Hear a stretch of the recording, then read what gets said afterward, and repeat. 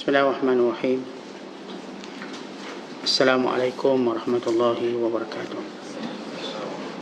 Alhamdulillahilladzi arsala rasulahu bil huda wa dinil haqq liyudhhirahu 'ala ad-dini kullih walau karihal musyrikun. Asyhadu an la ilaha illallah wahdahu la syarikalah wa asyhadu anna Muhammadan 'abduhu wa rasuluh.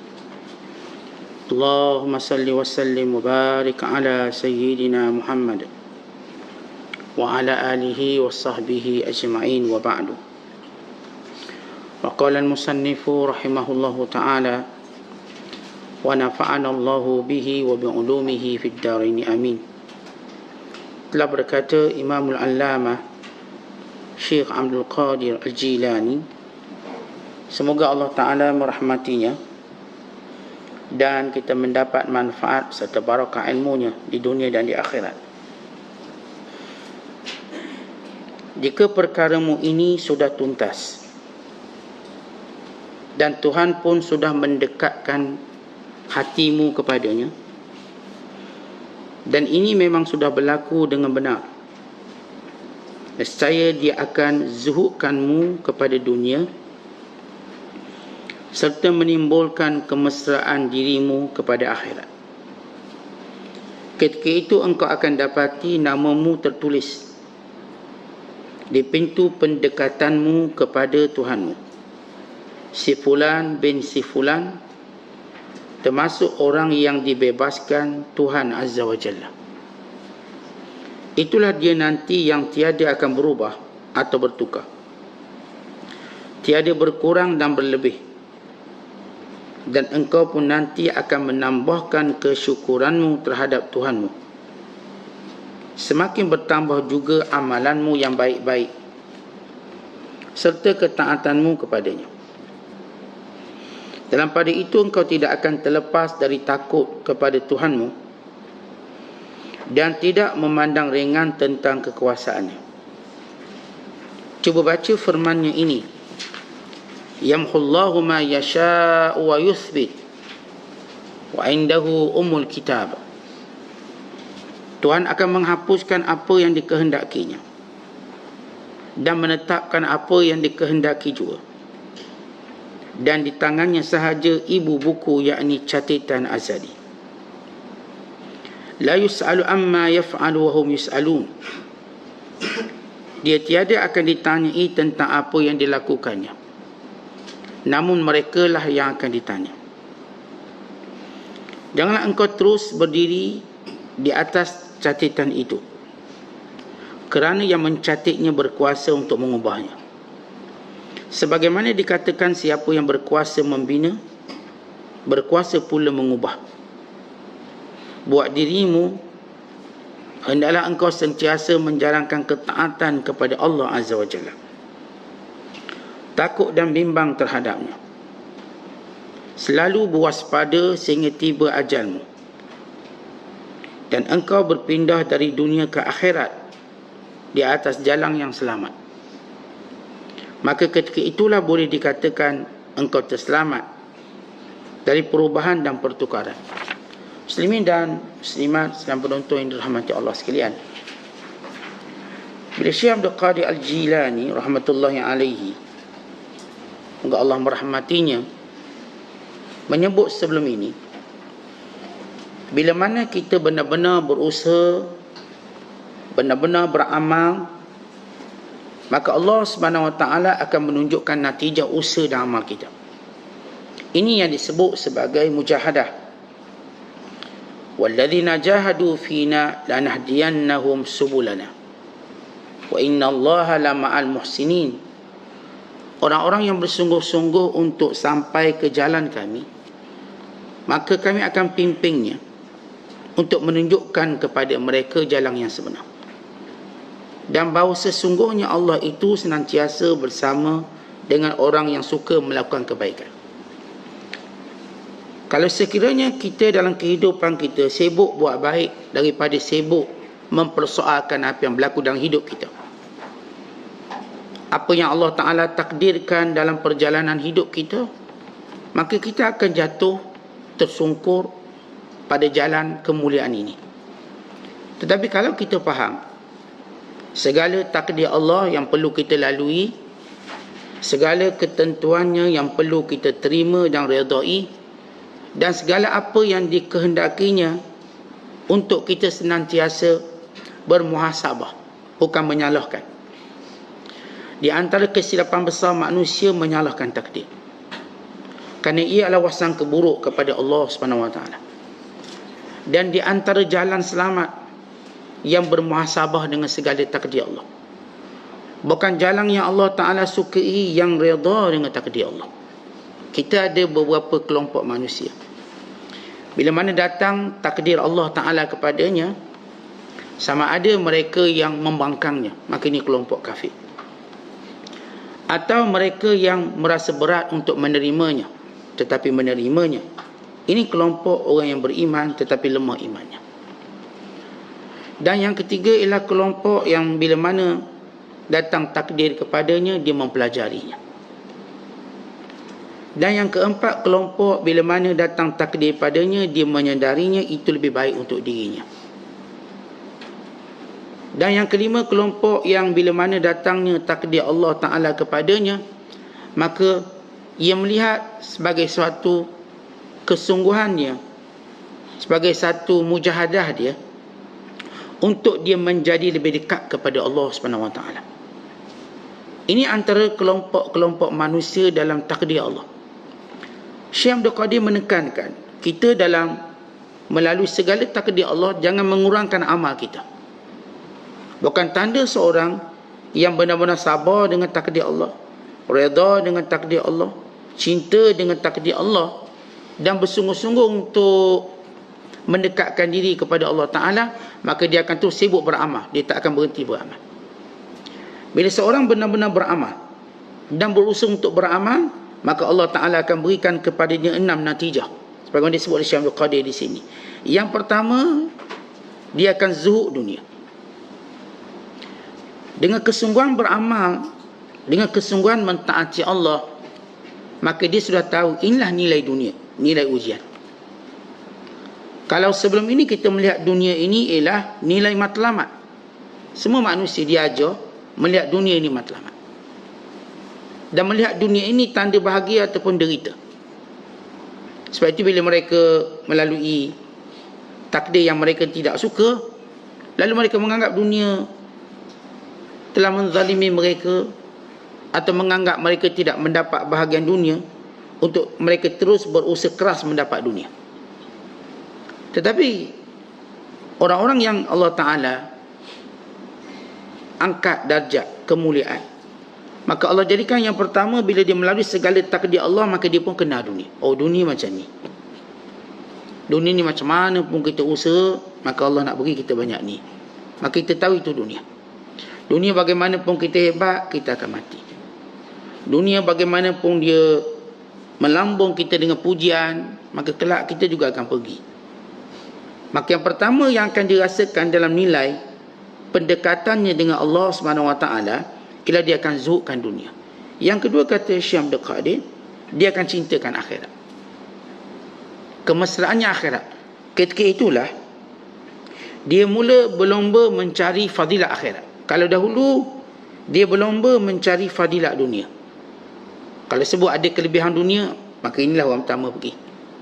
Hari ini dia berubah, sebab dia ada kelebihan akhirat, dia orang pertama yang akan melakukan perkara akhirat. Sebab je akhirat ni ada kebaikan itu, kebaikan ini, ternyata dia berada di hadapan sekali. Perlombaannya sudah masuk gelanggang baru, bukan lagi gelanggang dunia, tapi gelanggang akhirat. Maka ketika mana dia berlomba untuk menjadi orang yang utama di akhirat, maka dia mula bertemu dengan orang-orang yang baik. Kalau kita berada dalam gelanggang perlombaan dunia, kita tak akan jumpa orang baik. Kalau ada pun orang baik, kita akan terhijab untuk melihat mereka, kita tak akan nampak. Tetapi bila mana kita masuk gelanggang yang kedua, gelanggang memburu akhirat, maka kita akan jumpa orang-orang baik yang ramai, orang soleh. Maka tidak timbul ketika itu isu uzlah. Bahkan ketika itu yang timbul ialah memperbanyakkan sahabat, memperbanyakkan orang-orang yang akan mendampingi kita. Dan ini yang dilakukan oleh Nabi SAW. Nabi punya ribuan para sahabat, bukan puluh ribu sahabat.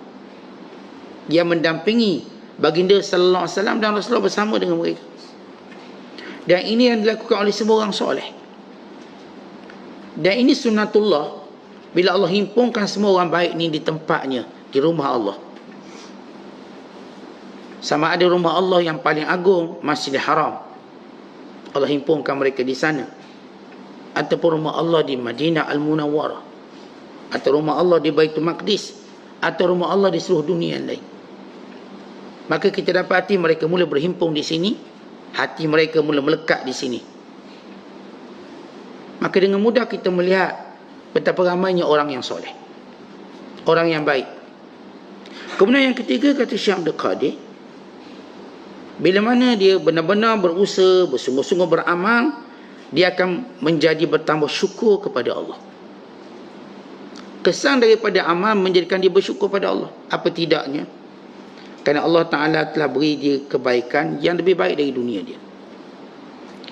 Bila kita dapat sujud pada Allah, bila kita dapat rokok kepada Allah, bila kita dapat membaca Al-Quran, bila kita dapat menyebut nama Allah, maka ini satu nikmat untuk kita bersyukur.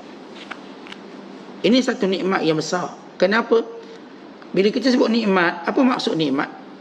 Yang akan membahagiakan kita, menyenangkan kita, menyelamatkan kita. Maka ini dalam definisi nikmat.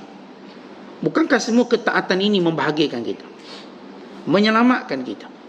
Bukan simpanan yang paling mulia kita di sisi Allah.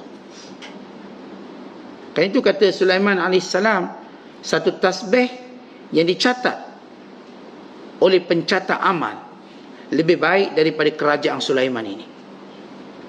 Ya, Sulaiman AS dia kerajaan besar, tapi sebesar mana pun kerajaan, dia akan berpindah tangan. Dunia tak pernah menjadi milik orang, melainkan berpindah tangan. Tetapi akhirat, dia menjadi milik setiap orang beriman. Dia tak akan berpindah tangan. Siapa pun yang solat, maka itu milik dia. Dia tak akan pindah pada orang lain. Tapi kalau kita hari ni cari duit banyak, duit banyak tadi dia akan berpindah pada orang lain.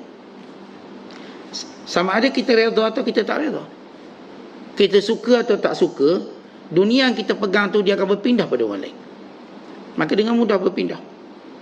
Maka harta kita yang banyak berpindah ke amanah raya. Harta kita yang banyak berpindah kepada tangan waris. Harta kita yang banyak mungkin berpindah pada orang yang kita tak kenali.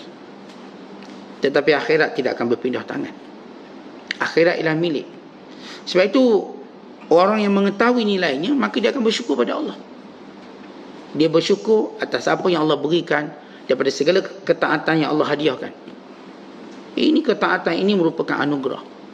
Ketika mana ahli dunia melihat nikmat dunia itu anugerah, ahli akhirat melihat nikmat dunia itu bukan anugerah tapi ujian. Tetapi ibadat itu anugerah. Kerana Allah bila mencintai seseorang, Allah akan menjadikan dia makin dekat dengan Allah dengan ibadat.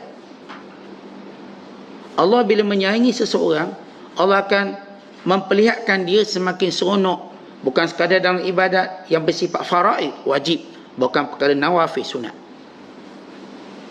Maka ini orang-orang yang bersyukur. Sebab itu bila semakin kita bersyukur, Allah akan tambahkan pendekatan kita dengan Allah. Dan ini dengan ibadat.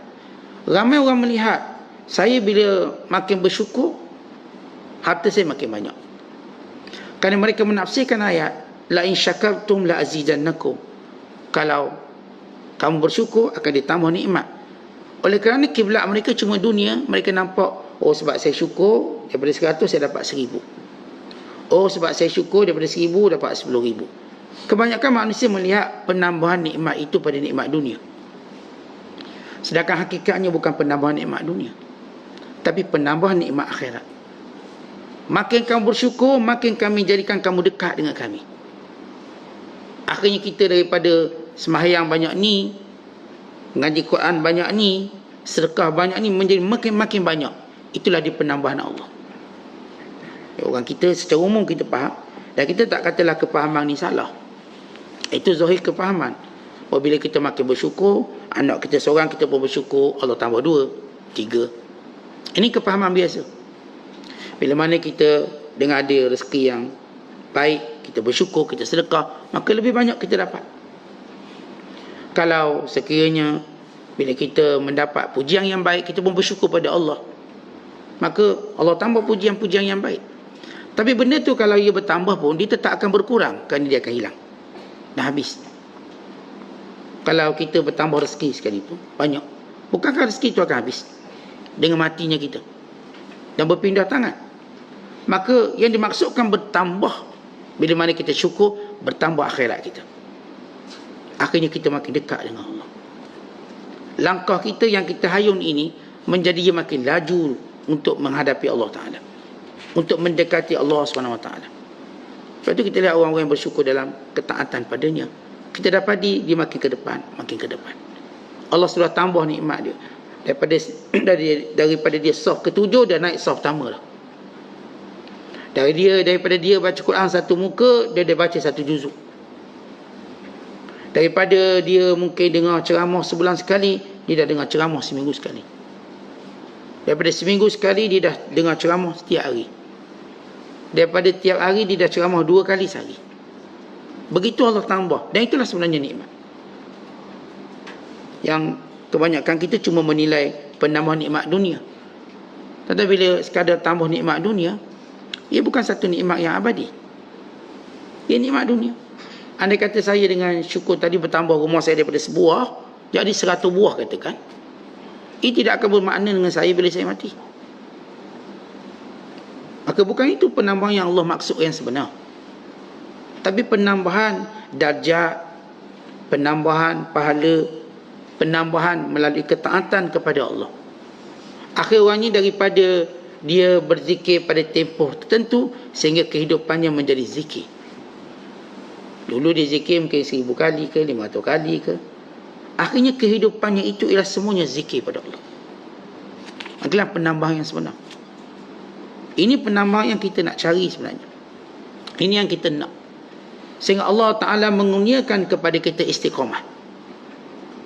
Kata Imam Abu Ali Al-Jurjani, ramai manusia dia nak karamah. Ramai nak karamah. Tapi Allah perintah dia supaya istiqamah. Dan karamah tidak diperolehi melainkan dengan istiqamah. Maksudnya, kebanyakan kita nak karamah. Sama ada karamah, kalau kita terjemah bahasa mudah, karamah kemuliaan. Kita nak mulia lah. Dalam bahasa orang yang beragama sikit, karamah maknanya percikan daripada mukjizat. Percikan daripada mukjizat. Maksudnya perkara ajaib. Nak tak karamah berlaku? Nak. Tanya semua orang yang ada agama, dia nak. Karamah yang pertama, yakni kemuliaan. Siapa yang tidak mahu mulia di sisi manusia? Tidak ada. Semua orang dia nak mulia. Kerana itu kita marah bila orang menghina kita, walaupun kita berada di tempat yang hina. Seorang tidak ada yang membenarkan dirinya dihina walau dia berada di tempat yang hina. Kerana seorang suka untuk dia dilihat mulia, karamah. Macam mana pun dia teruk, dia nak orang nampak dia mulia. Dan bila saya katakan seorang tu dia ada agama sikit, dia mula menilai karamah itu makna perkara yang mencairkan adat. Nak. Kalau boleh tengok tak ada duit, duit pun keluar sendiri dalam almari kita. Kalau boleh kita waktu susah-susah, maka datang pertolongan yang luar biasa. Lalu kita gembira dengan karamah ini. Dan ramai orang mencari karamah ini, sehingga dia lupa bahawa karamah tidak akan tercapai melainkan dengan istiqamah. Kan itu semalam kita sebut, bila Imam Abu Qasim Al-Qushairi mengatakan, ketika mana kita membincangkan antara mukjizat zahir, karamah itu satu benda yang bersifat batin, tidak kelihatan. Antara karamah yang terbesar, Allah jadikan hambanya istiqamah dalam taat sampai mati. Dia terus sibuk dalam taat sampai mati, dan dia tidak cenderung melakukan maksiat sampai mati. Makilah karamah sebenar. Sebab tu bila kita bawa balik apa yang disebut oleh Abu Ali Jurjani, ramai kita nak karamah, tapi tak ramai nak istiqamah. Karamah itu ialah keinginan nafsu. Manakala istiqamah itu ialah perintah Tuhan kepada kita. Sebab itu siapa yang lebih melihat istiqamah daripada karamah, maka Allah beri karamah. Dan siapa yang lebih melihat karamah daripada istiqamah, Allah tak bagi di istiqamah dan juga karamah. Sebab dalam hidup ni tuan-tuan, yang kita nak tengok, kita istiqamah lah. Tak payah ustaz kita yang tolong ajar kita istiqamah. Tak payah tok-tok guru kita yang tolong beritahu kita tentang istiqamah. Kita sendiri nampak. Dan kita sendiri mencari jalan-jalan istiqamah. Sebab kita tahu itulah jalan karamah. Jalan kemuliaan yang Allah nak. Allah sebut dalam Quran, fastaqim kama umir. Istiqamahlah kamu sebagaimana diperintahkan. Jadi kita nilai balik diri kita. Apakah kita istiqamah? Kalau kita tidak istiqamah, kita akan hilang karamah. Tapi kalau kita juga memburu karamah lebih pada istiqamah, kita juga tak akan dapat kedua-duanya. Kerana orang yang mendapat karamah kerana dia sibuk untuk istiqamah, bukan sibuk untuk karamah. Jadi sejauh mana kita punya kesungguhan dan kesibukan dalam istiqamah. Sebab itu kita sebut tadi, nilai penambahan nikmat sebenar ialah nilai penambahan pendekatan kita pada Allah. Dan ini yang dimaksudkan bila kamu bersyukur, kami akan tambah. Kami akan jadikan kamu bertambah dekat dengan kami. Bertambah dekat. Kerana Allah bila sayang seorang hamba, bukan Allah bagi dunia. Kerana Allah juga bagi dunia pada orang kafir. Allah bila sayang seorang hamba, Allah beri agama. Inna Allaha yu'ti dunya liman sya' walam yu'ti din illa liman ahab. Allah akan beri dunia pada siapa pun dia nak. Hatta orang tak kerja pun Allah bagi dunia. Orang yang tak kerja pun Allah bagi dunia. Hatta orang malas pun Allah bagi dunia. Hatta orang goyang kaki pun Allah bagi dunia. Tapi Allah tak akan beri agama melainkan siapa yang Allah sayang. Tak ada orang malas dapat agama. Tak ada orang goyang kaki dapat agama. Yang dapat agama ialah orang yang bersungguh-sungguh. Mereka ni yang dapat agama. Maka inilah dia makna nikmat sebenar yang ditambah. Kemudian yang keempat, kesan daripada amalan yang berterusan ialah semakin bertambah kebaikan kita. Itu yang kita huraikan tadi. Tapi Syekh Abdul Qadir menyebut poin berikutnya. Syukur bertambah, kemudian amalan bertambah.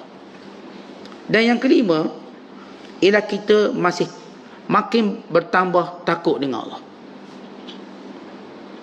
Bila mana kita kesan daripada ibadat. Kalau orang tanya, Ustaz, macam mana nak takut pada Allah? Oh, kita hadirkan neraka, kita hadirkan azab Allah, kita lihat kaum-kaum yang telah dibinasakan. Jawapannya, kita belum punyai dasar atau kita belum punyai tapak untuk ingat Allah. Sebab ketakutan pada Allah ini, dia perlu ada tapak dulu. Dia tak mungkin takut itu terbina tanpa tapak. Apa dia tapak untuk kita rasa takut? Amal soleh. Orang bila banyak dia buat amal soleh, maka dia sedang membina ketakutannya pada Allah. Orang yang bila mana meninggalkan banyak amal soleh dan amal diperintahkan, dia sedang membina sifat tidak takut pada Allah. Dia tak takut pada Allah. Walau mulut dia kata kita takut Allah, kita cuma tak semayang je, tapi takut Allah. Tak, awak sedang merobohkan rasa takut awak. Kita ni bila kita taat setiap hari, kita sedang membina ketakutan pada Allah. Sebab tu kita lihat siapa pun takut Allah, nescaya orang tu ialah orang yang mempunyai amalan yang banyak. Makin banyaknya amalannya, makin takut dia pada Allah. Kita kan bila takut sesuatu, kita akan buat bersungguh-sungguh. Kerana kita takut.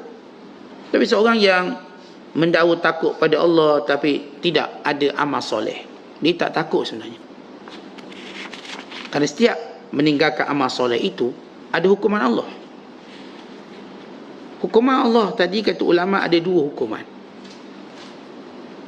Hukuman yang pertama, hukuman yang meninggalkan yang wajib. Ada hukumannya. Yang maklum semua orang.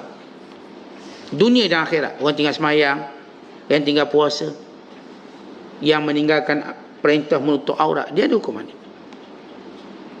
Ini semua orang awam tahu. Yang kedua, ini cuma orang khusus yang tahu. Hukuman kerana meninggalkan perkara sunat. Dalam definisi sunat, Bahawa kalau kita tak buat, kita tak berdosa. Itu apa yang kita belajar dalam usul fiqh. Ya, betul. Benda sunat ni tak wajib. Siapa pun tak akan kata wajib benda sunat. Tapi bila kita berada pada makam pendekatan dengan Allah, seorang bila mana dia meninggalkan perkara sunat, dia juga akan dihukum. Apa hukuman dia? Hukumannya akan tertinggal perkara sunat yang lain. Contoh, kita ada 5 benda sunat. 5 benda sunat ketika mana kita berwuduk. Misalnya, baca bismillah, basuh tangan, komo-komo, masuk air dalam hidung. Kita ambil 5 ni. 5 yang asas ini. Dia ada lagi lebihan membasuh. Secara sunan wuduk ini banyak. Saya sebut 5. Daripada membaca bismillah, basuh tangan, pergelangan tangan, kemudian kita komo, kemudian masukkan air dalam hidung. Ini bukan sunat. Kita pun tak buat. Saya tak buat. Saya tak baca bismillah bila ambil wuduk. Saya ambil wuduk. Saya tak komo waktu wuduk. Saya basuh muka terus. Saya cuma jaga fardu. Di mana hukum Allah? Hukum Allah ialah Allah jadikan kamu tertinggal lebih banyak benda sunat. Kamu tinggal ni 5. Nanti kamu tinggal lagi 6, 7, 8, 9. Sehingga diri kamu cuma ada yang fardu. Dan kena ingat, setiap perkara sunat itu ialah benteng pada perkara fardu. Bila kamu tidak ada benda sunat, fardu kamu diancam. Umpama rumah tak ada pagar. Pagar itulah amalan sunat. Contoh rumah tak ada pagar, tak ada masalah, sebab kita kan masuk dalam rumah, kunci pintu dah. Itu rumah kita. Tapi apakah kita rasa aman kalau rumah tanpa pagar? Kalau kita tengok orang kaya lah, rumah dia pagar lagi besar. Pagar dia tu, bahkan dari pagarnya nak ke rumah mungkin 5 km. Dia orang kaya.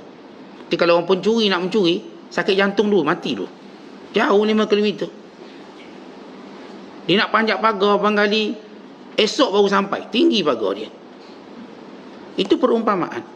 Kita ni, kalau banyak ibadat sunat, perkara fardu kita tak akan ada yang boleh diganggu. Kita dah ada benteng banyak. Saya ada banyak benteng sunat. Zikirnya, solat-solat sunatnya, tahajudnya, baca Qurannya.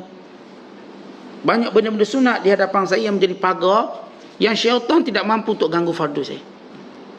Sebab itu hukuman bagi orang yang meninggalkan perkara sunat akan ditinggalkan lagi perkara sunat, sehingga dalam dirinya tak ada lagi benda sunat.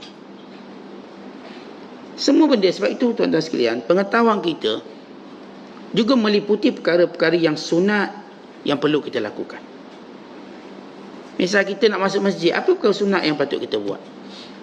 Dengan doanya, kaki kanannya, dengan niat iktikafnya, dengan menjaga niatnya. Dan bila mana kita keluar masjid, ada benda sunat. Bila tiba-tiba kita tak buat, akhirnya masjid pun kita tak datang. Tak datang masjid.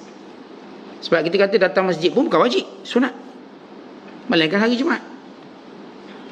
Dan hari Jumaat pun tak wajib juga. Kenapa? Tak ada vaksin. Tak wajib. Akhirnya mana dia dengan rumah Allah? Tak ada. Tiada nama senarai namanya dalam orang-orang yang memakmurkan rumah Allah. Sedangkan Allah berfirman, innama ya'muru masajidallah man amana billahi wal yaumil akhir. Orang yang benar-benar, orang-orang yang memakmurkan rumah Allah, itulah tanda yang beriman pada Allah dan hari akhirat. Kalau orang tak peduli masjid atau tidak, maka dia kena ingat, dia tidak termasuk dari kalangan nama Umar yang memakmurkan rumah Allah. Dia tak ada nama dia. Tidakkah dia takut namanya tidak ada? Ustaz, nama saya ada Jumaat sekali. Satu hari nanti Jumaat pun tak ada. Lepas tu kita datang masjid 5 waktu sehari semalam. Kerana itu kita solat berjemaah 5 waktu sehari semalam. Kalau kita skip satu je, kita bimbang, kita akan terskip 2, 3. Akhirnya tak ada solat Jumaat. Itu hukuman bagi orang yang meninggalkan perkara sunat. Walaupun kita sepakat mengatakan meninggalkan perkara sunat tidak berdosa, tapi di sisi orang dekat dengan Allah, mereka tahu setiap perkara yang kita tinggalkan tetap ada hukum Allah. Tetap ada hukum Allah. Tuan-tuan, kita ada pekerja, dia cuma buat benda wajib je. Saya kerja masuk pukul 8, keluar 5 petang. Benda wajib dia buat. Kita fikir tak nak tambah gaji dia. Saya tak rasa majikan nak tambah gaji. Tapi kita jumpa seorang pekerja, dia buat benda sunat-sunat kerja. Maksud saya benda tak wajib. Dia datang lebih awal daripada waktu, dia balik lebih lambat daripada apa yang kita sebut. Dan dia buat pula kerja yang kita pun tak suruh. Dia tolong potong rumput, dia nampak ada lapang, dia tolong susun pinggan, dia tolong bersihkan tempat ni, dia siap basuh misalnya. Akhirnya kita berfikir bahawa dia layak dapat gaji lebih banyak daripada orang lain. Kalau kita tak masuk dalam gaji, kita akan masuk dalam bonus. Kalau kita tak masuk dalam bonus, kita masuk dalam duit poket. Ni ambil duit sikit, belanja. Tetapi kita dengan Allah pun sama.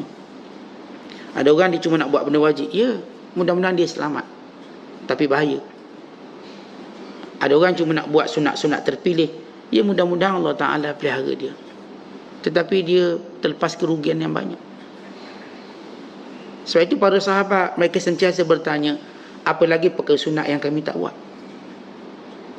Sehingga Abbas bin Abdul Muttalib hantar Abdullah bin Abbas pergi tidur sama Rasulullah ketika giliran Rasulullah dengan Maimunah radhiyallahu ta'ala anha.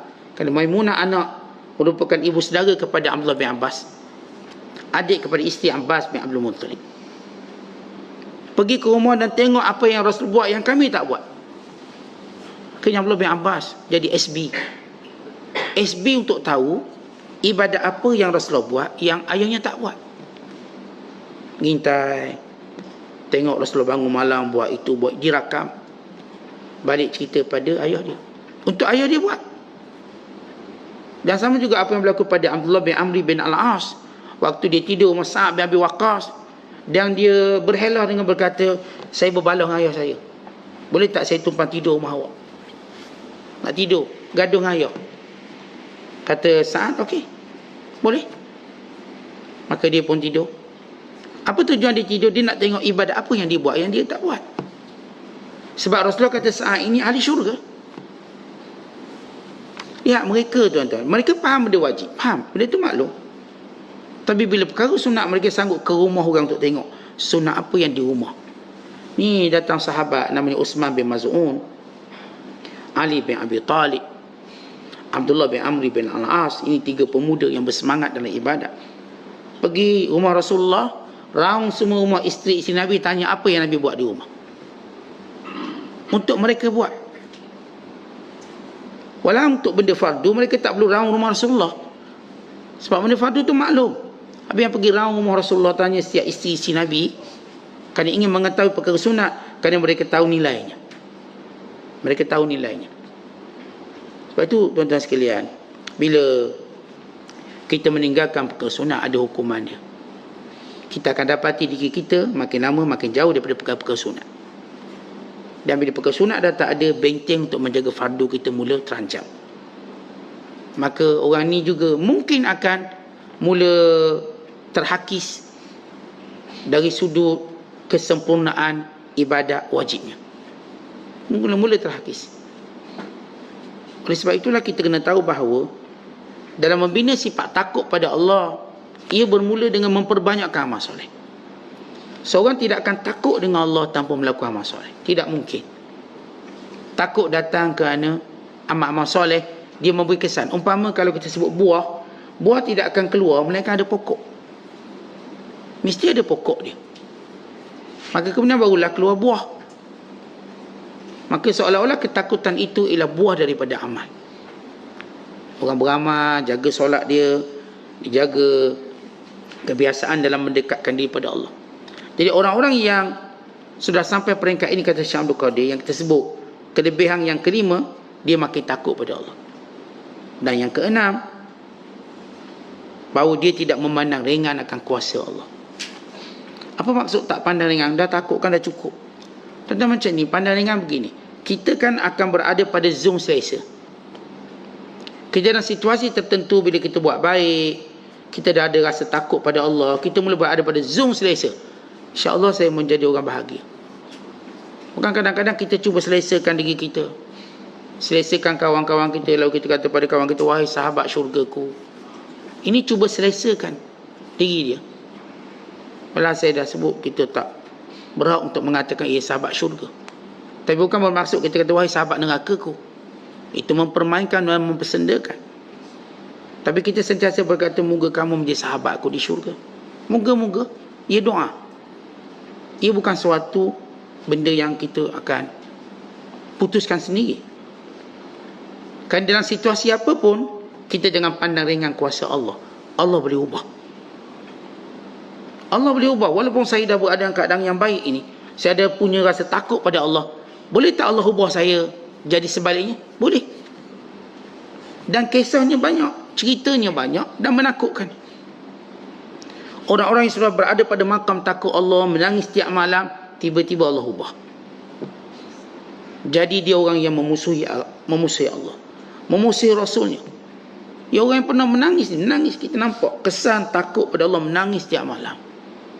Namun bila Allah hendak ubah, Allah boleh ubah. Allah yang menciptakan, Allah ini yang boleh mengubahnya.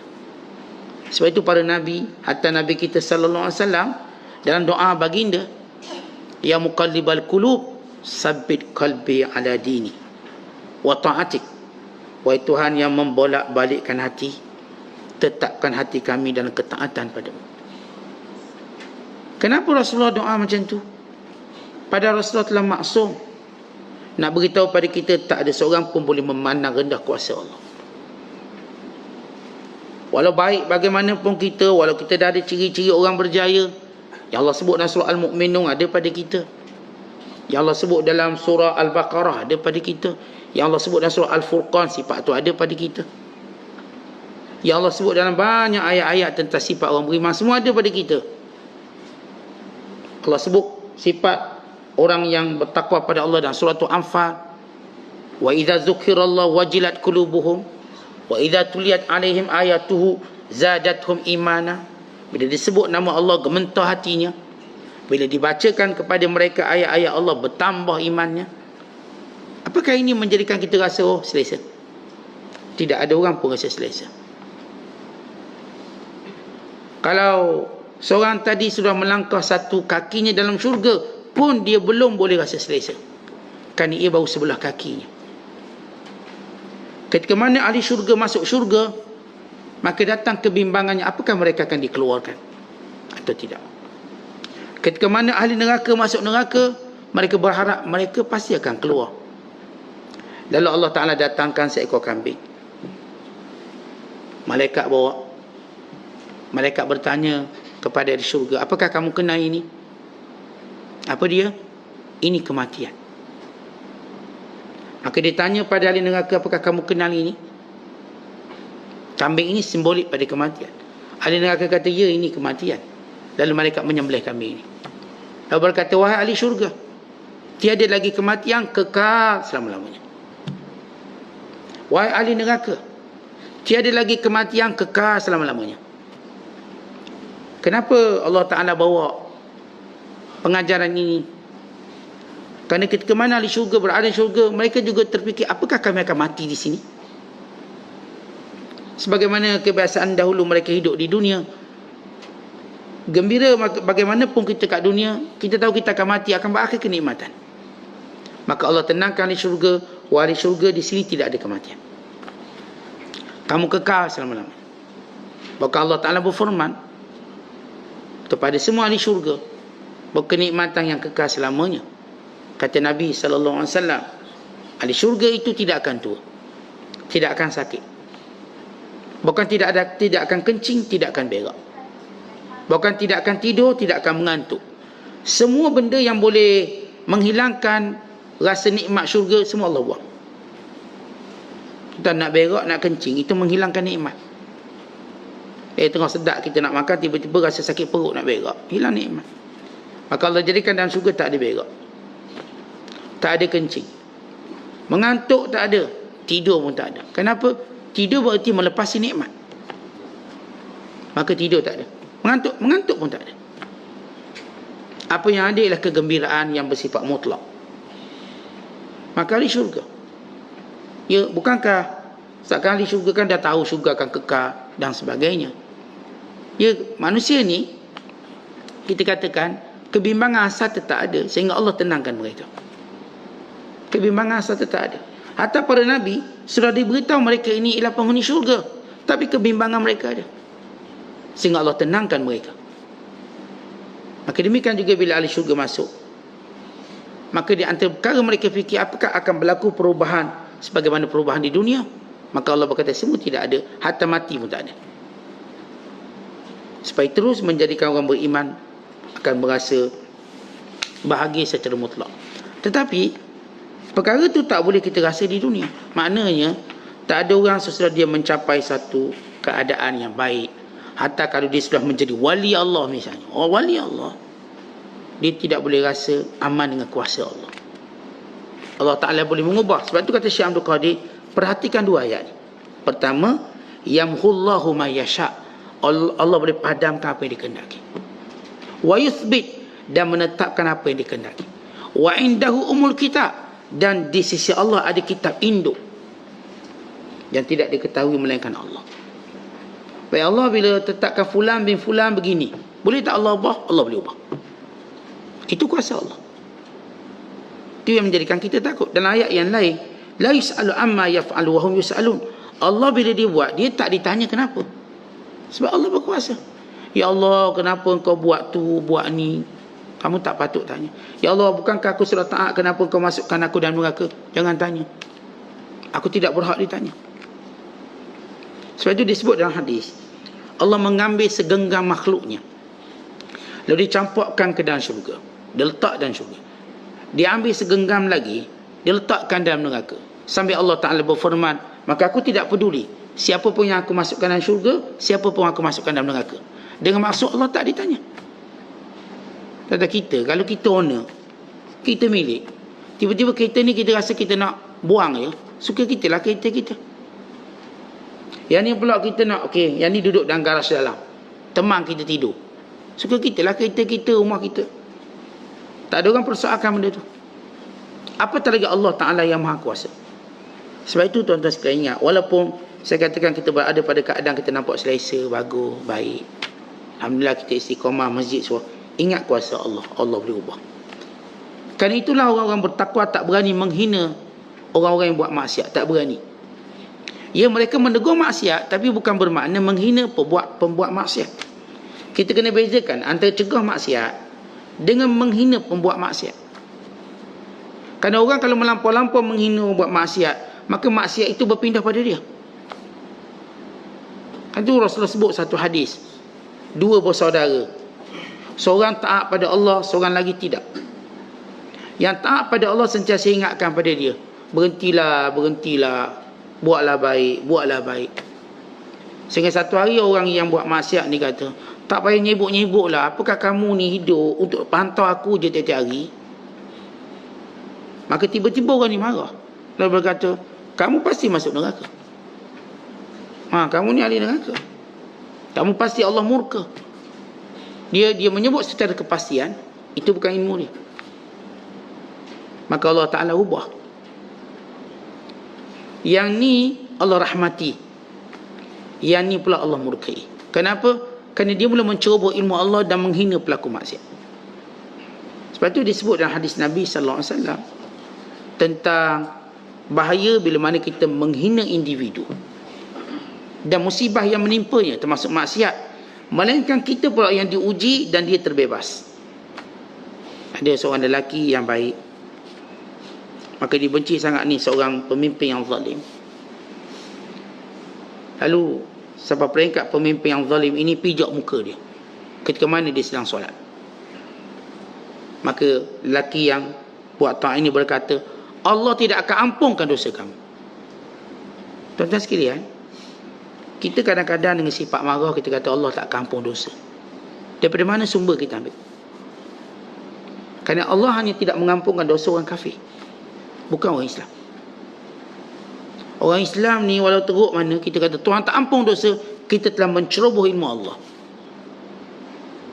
Tanda seseorang itu akan bertukar, berubah daripada taat kepada tidak taat bila mana dia menceroboh benda-benda yang menjadi suatu, kita katakan, privacy ilmu Allah. Bila kita menceroboh ilmu Allah, kita mula bercakap benda yang tak betul. Maka ini yang menjadikan keadaan orang tu boleh bertukar. Sebab tu jangan senang-senang tentukan ni syurga, ni neraka. Bukan. Itu ilmu Allah. Saya tak masuk campur. Walaupun saya kenal orang tu teruk, jahat, saya tak kata ini ahli neraka. Saya tak akan berani berkata demikian. Dengan menyebut nama fulan bin fulan ahli neraka. Siapa kamu? Man dzalladzi yata'ala alayya alla aghfira li fulan. Siapa yang berani mencoboh para besiku, kata Allah, dengan berkata aku tak ampun si fulan. Aku ampun dia dan aku batalkan semua amal taat kamu. Dan sebab itu macam mana pun kita taat, satu benda yang kita kena jaga, jangan menghina ahli maksiat. Ya, kita cegah maksiat, kita hina maksiat, bukan ahlinya. Bukan kita berusaha untuk mengubah orang ni. Tetapi bila kita hina orang, bererti kita telah hentikan kerja yang Allah beri pada kita. Apa kerja yang Allah beri pada kita? Untuk ubah orang tu, didik orang tu. Itu kerja kita, bukan hukum orang tu. Hukum bukan kerja kita. Tetapi ni, kalau saya suruh anak saya ni tengok adik-adik, kalau dia buat apa-apa, tegur dia. Kalau dia buat salah, tegur dia. Tiba-tiba ada adik dia buat salah, maka anak saya yang saya arahkan jaga ni berbelasah betul-betul. Bila saya balik, saya tengok ni kena belasah dia abang dia. Saya tanya, abang, kenapa abang belasah dia? Sebab dia buat ni, sebab tu abang belasah. Bila abang suruh belasah? Abang kata tegur, nasihat dia, halang dia. Yang kau belasah sampai teruk macam gini. Akhirnya si abang kena belasah. Abang yang kena belasah. Mungkin lebih teruk pada dia belasah adik dia. Begitu gambaran kita ni. Allah Ta'ala jadikan kita untuk didik orang, bukan hukum orang. Bukan kerja kita hukum orang. Hatta waktu hakim menjatuhkan salah pada orang, maka dia cuma berkata saya hukum salah pada benda yang zahir. Hakikatnya Allah yang tahu. Sebab itu kita cuma mencegah maksiat dan menjauhkan orang ni daripada maksiat. Tetapi bukan berkata dia ini yang teruk, tapi perbuatannya yang teruk. Supaya tugas kita untuk ubah orang tak akan berhenti. Tapi masalah kita minta orang tu berubah sendiri. Saat dia lagi tak berubah, saya tak nak kawang dia. Dia lagi tak berubah, saya tak akan bersama dengan dia. Dia kalau tak berubah, saya tak nak itu dan ini dengan dia. Tetapi kenapa kita tunggu orang berubah dan kita tidak menjadi orang yang mengubahnya? Bukankah itu tugas para Nabi dan Rasul? Mengubah manusia. Ya, hakikat yang akan ubahnya Allah. Tapi usaha mengubah itu perlu ada pada kita. Saya perlu cuba ubah anak saya jadi lebih baik. Dan saya tak boleh berhenti. Saya tak boleh harap dia berubah sendiri, barulah saya mengaku dia anak saya. Kalau dia tak berubah, dia bukan anak saya. Kenapa kita mengharapkan orang ubah sendiri? Kita mesti menjadi sebab kemuliaan orang itu berubah. Siapa pun yang meletakkan dirinya menjadi sebab orang lain berubah, maka Allah akan angkat lagi darjat dia. Dan saya nak, kerana sebab saya orang berubah. Saya bukan mengharapkan orang tu biar dia berubah sendiri, Ustaz. Tak, saya akan cuba. Sebab itu kita senantiasa cuba mendekati manusia untuk kita ubah dia. Satu benda yang malang, orang yang pernah dekat dengan kita, hampir dengan kita, lalu kita inginkan, kita mahu dia berubah sendiri dan melepaskan tanggungjawab. Kalau saya seorang ayah, saya lepaskan tanggungjawab seorang ayah dengan berkata, budak ni kau jangan balik rumah sampai kau berubah jadi baik. Maka selamanya tak akan balik rumah kita. Dan kalaupun dia berubah, dia juga tak akan balik rumah kita. Dia tak akan balik. Dan kita hilang kemuliaan tadi. Sebab tu ada orang, dia mengharapkan orang tu jadi baik sendiri, dan dia tidak menjadi sebab. Tiba-tiba orang tu berubah jadi baik, lebih baik pada dia. Tapi satu benda, orang ni tidak mau kembali pada dia. Sebagai satu hukuman kerana dia tidak mau mengambil tanggungjawab. Akhirnya dia akan menyesal. Dia menyesal. Dia macam gini, tuan-tuan. Kita ada kereta ni buruk ni. Kita boleh baiki tapi tak nak baiki. Kata biar dia, orang lain lah ubah. Kita pun buang lah jauh-jauh. Orang kata boleh tak saya nak kereta ni, ambil lah. Maka dia pun ubah dengan elok, lawa. Lalu kita rasa macam menyesal bagi dia. Lawa pula kereta ni, cantik pula kereta, pandai dia ubah. Kalau kita nak balik, kita kena bayar harga lebih mahal daripada apa yang sepatutnya. Betul tuan-tuan, kita sentiasa nak jadi ejen yang mengubah orang. Terutamanya orang yang dekat dengan kita, anak kita, isteri kita, suami kita, adik-beradik kita. Kenapa kita gunakan kata-kata putus asa biar dia berubah sendiri? Tuan-tuan, yang berkata demikian ialah orang yang berputus asa. Seolah dia rasa saya tak boleh buat apa, biar dia berubah sendiri. Tak, awak kena ubah dia. Sampai bila? Sampai jumpa Allah. Orang inilah yang Allah Ta'ala akan tu angkat darjat. Sebab tu jangan cuba cepat melepas tangan kita, tangan tanggungjawab. Ramai ayah bila anak degil, ni bukan anak aku, sampai kamu jadi baik baru anak aku. Ini bukan kawan aku, sampai kamu jadi baik kamu kawan aku. Tentang mana dia tugas yang Allah suruh kita buat? Untuk mengubah, untuk membentuk, untuk menasihati. Bukankah agama ni nasihat? Sebab itu seorang ayah tidak pernah berhenti nasihat anak dia, walaupun anak dia dah besar. Demikian juga seorang guru, dia tak pernah berhenti nasihat pada siapa pun yang belajar dengan dia, walaupun bagaimana keadaan, dia tak akan berhenti. Kerana itu yang menjadikan Allah angkat dia, Allah muliakan dia. Sebab itu jangan mengharapkan sesuatu itu berubah sendiri, tetapi biar kita menjadi orang yang mendapat kemuliaan kerana mengubahnya. Saya dapat kemuliaan sebab itu orang yang berusaha mengubah orang, maka Allah akan adakan pertolongan dia yang berterusan. Bila kita ada niat je nak ubah orang biar jadi baik, Allah akan beri kita pertolongan. Allah beri kita hikmah pada Nabi, kebijaksanaan pada Rasulnya. Allah berikan kepada kita semua jawapan kepada soalan yang tiada jawapan sebelum ini. Banyak jawapan yang kita dapat. Jadi secara kesimpulan, kalau kita dah berada pada satu kedudukan, jangan rasa selesa, Allah boleh ubah. Dan saya dah sebut sebab kita perlu ada perasaan macam tu, supaya kita tidak boleh menghina sesiapa pun. Atas dunia kita tak boleh hina sesiapa. Allah ma'ilah melainkan dia sudah mati dalam kufur. Bagaimana dia hidup dan bernafas, seorang pun tak boleh kata dia ahli neraka, aku ahli syurga. Kelak dia akan berubah.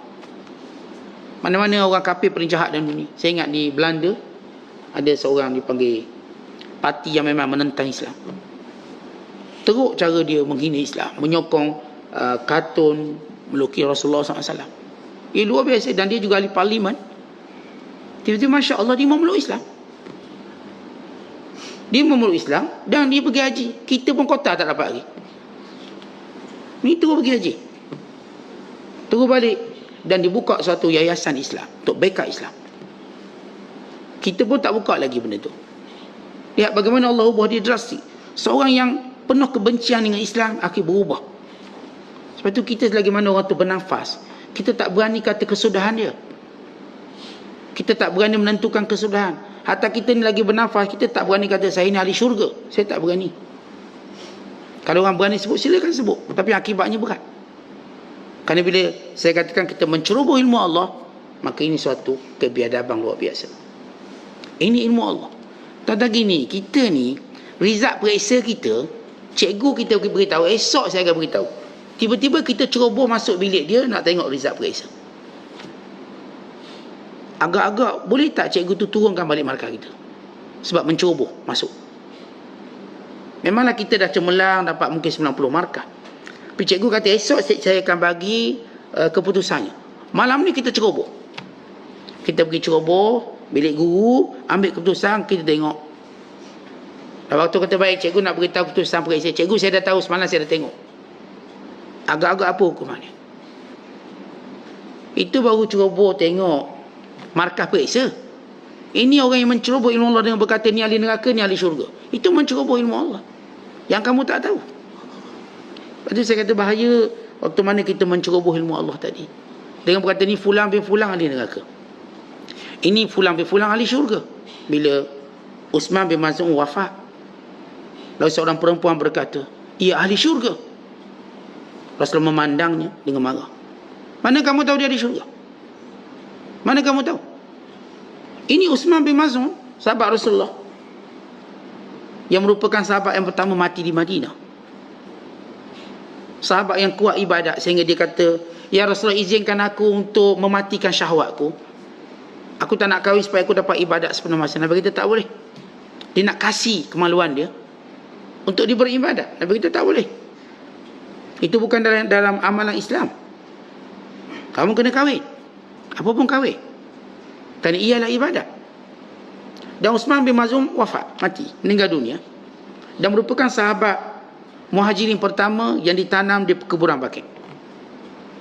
Adapun sahabat Madinah yang pertama ialah As'ad bin Zurarah radhiyallahu ta'ala anhu, di kalangan Ansar. Di kalangan muhajirin ialah Uthman bin Maz'un. Waktu dia mati, seorang wanita kata ahli syurga. Nabi kata mana kamu tahu? kamu tahu dia ahli syurga? Kenapa? Supaya saya katakan kita jangan menceroboh ilmu Allah. Ya, kita memang doa setiap hari, ya Allah jadikan aku ahli syurga, ya Allah jauhi aku daripada neraka. Tapi untuk berkata kita itu dan ini, saya tak berani. Kita tak berani. Allah boleh ubah. Hatta bila waqa, Rasulullah kata, wahai waqa, kamu dalam syurga. Abu Bakar fil jannah. Abu Bakar tak pernah kata, aku ni ahli syurga lah, panggil aku ahli syurga. Atau bila orang lawan Abu Bakar, kamu lawan dengan ahli syurga. Tiada yang berani menyebut perkataan itu. Bahkan Abu Bakar lebih kuat ibadatnya. Ini Umar yang Rasulullah kata, Umar fil jannah, Umar dalam syurga. Adakah Umar war-warkan diri dia? Lalu Umar berkata kepada Abu Bakar, ya wahai sahabat syurgaku. Dia tak berani cakap begitu.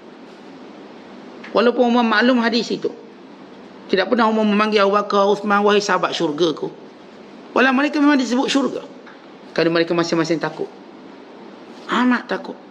Hatta Uthman berkata, ketika mana kalau aku hendak diberikan buku catatan untuk tunjuk aku ni syurga atau neraka, aku lebih rela jadi debu, jadi pasir, kerana terlalu takut.